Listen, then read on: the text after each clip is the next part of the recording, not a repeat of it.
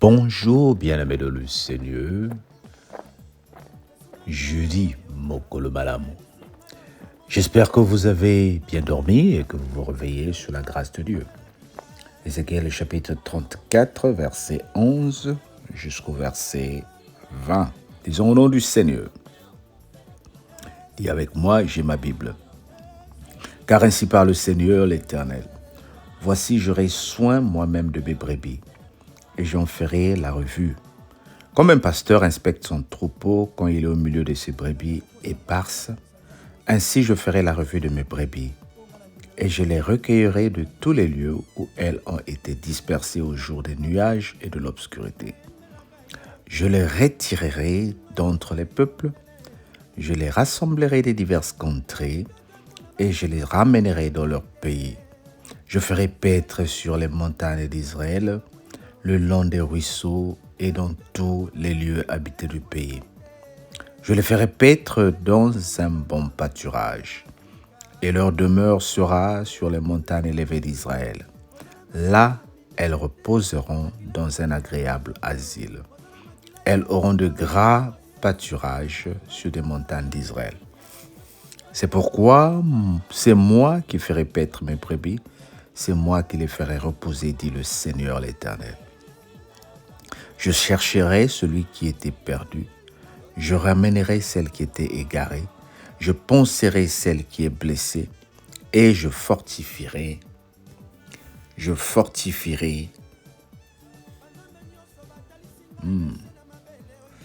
celle qui est malade, mais je détruirai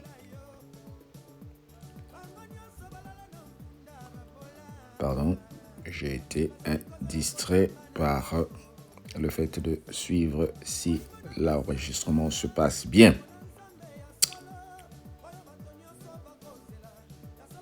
Je poncerai celle qui est blessée, je fortirai celle qui est malade, et je détruirai celles qui sont grasses et vigoureuses. Je vais les mettre avec justice. Et vous, mes brebis, ainsi parle le Seigneur l'Éternel, voici, je jugerai entre brebis et brebis, entre bélier et bouc. Est-ce trop peu pour vous de paître dans le bon pâturage pour que vous fouliez de vos pieds le reste de votre pâturage, de boire une eau limpide pour que vous trouviez le reste à vos pieds? Et mes brebis doivent paître ce que vos pieds ont foulé et boire ce que vos pieds ont troublé. C'est pourquoi ainsi parle le Seigneur l'Éternel. Voici, je jugerai entre la brebis grasse et la brebis maigre. Dis avec moi, Amen. Oh, dis avec moi, Amen. Le Seigneur est tellement merveilleux, bien-aimé, qu'il nous donne la grâce de vivre des bonnes choses avec lui.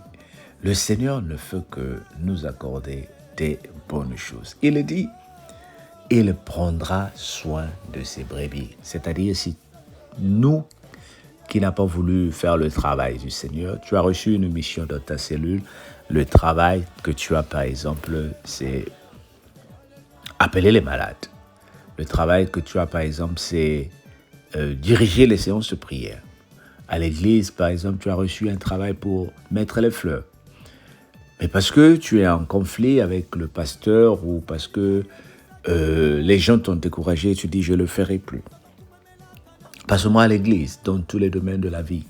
Il y a des décisions que nous prenons en nous disant, je ne le ferai plus, je ne serai plus là, je veux voir. Le Seigneur dit, parce que vous ne voulez pas paître mes brebis, parce que vous vous comportez comme ça là, je veux vous montrer que c'est moi le Créateur. Je vais prendre soin de mes brebis moi-même. Et il dit, si vous ne voulez pas m'adorer, les pierres le feront. Dieu est créateur. C'est même lui qui a créé les poissons. Le Seigneur peut ordonner au poisson qui est dans l'eau de venir vers toi, sans que tu aies mis la maison. Le Seigneur peut ordonner aux lions de fermer leur bouche et ne pas toucher les saints de l'Éternel. Nous avons vu avec Daniel, dans le trou il avait été jeté. Le Seigneur peut ordonner à toutes les personnes qui nous font du mal de se carter. Le Seigneur dit, si toi, Alain le Fimpo, tu refuses de partager les directs ou parce que tu penses que tu es devenu important, que tu vas refuser d'enregistrer les messages, je vais susciter quelqu'un d'autre qui va le faire. Notre Dieu, il a tellement une façon d'agir que nous ne pouvons pas comprendre qu'il peut se passer de nous.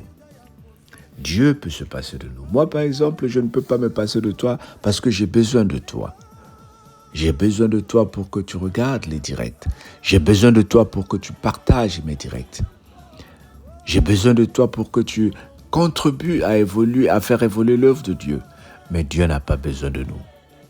Il restera Dieu. Sans nous, Dieu est Dieu.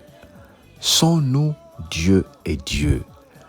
Alors il dit, parce que tu ne veux pas paître mes brebis, je le ferai moi-même. Bien-aimé, imagine que tu arrives au travail après 2 jours d'absence. Tu n'as pas appelé.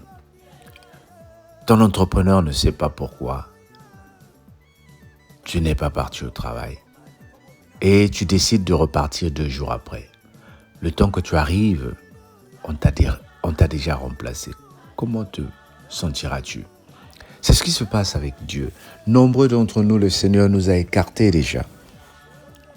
Nombreux d'entre nous, le Seigneur avait vu en toi le potentiel. Il a vu que tu étais la personne qui avait de l'argent, qui pouvait toucher de l'argent dans ta famille. Et il t'a mis à l'épreuve. Mais dès que tu as reçu un peu, tu as bloqué tous les membres de ta famille. Ah, ils sont mauvais. S'ils viennent dans nos maisons, ils vont savoir ce qu'on fait. Tu les as bloqués.